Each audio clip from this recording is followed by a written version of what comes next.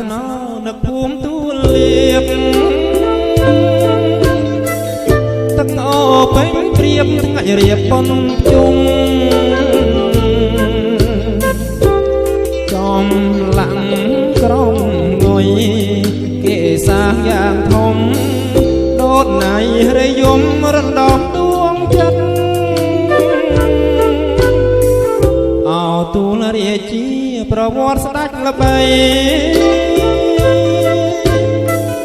លោកមានបារមីខ្លាំងក្រៃពេកពិតអស់អវត្តប្អូបរមីសាសិទ្ធ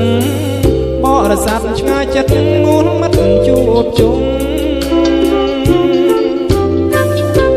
ភូមិបង្រាមោះស្ម័គ្រស្មោះភក្តីព្រៃលបាំងជោគជ័យទឹកដីជើងភ្នំភូមិចំបងកោសម្បូរញាតិខ្ញុំពីធីតូចធំចិត្តខ្ញុំបដូរបដាច់អោភូមិទួលត្រីលាហើយជួបវិញខ្ញុំអ្នកភ្នំពេញទិញដីស្រែកាច់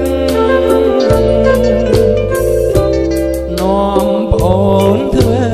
ការលំត្រាសម្រេចនឹកភូមិស្រែកាច់មិនដាច់អាឡ័យ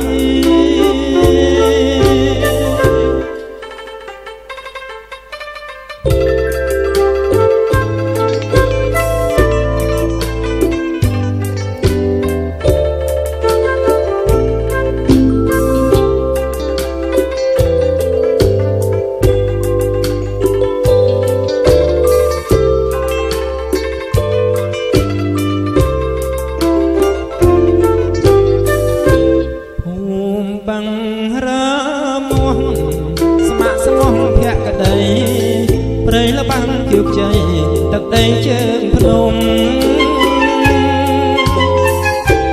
ភូមិចំបងកោសម្បូរញាតិខ្ញុំពីធីតូចធំចិត្តខ្ញុំបដូរបដាច់អោភូមិទួលត្រីលាហើយជួបវិញខ្ញុំអ្នកភ្នំពេញ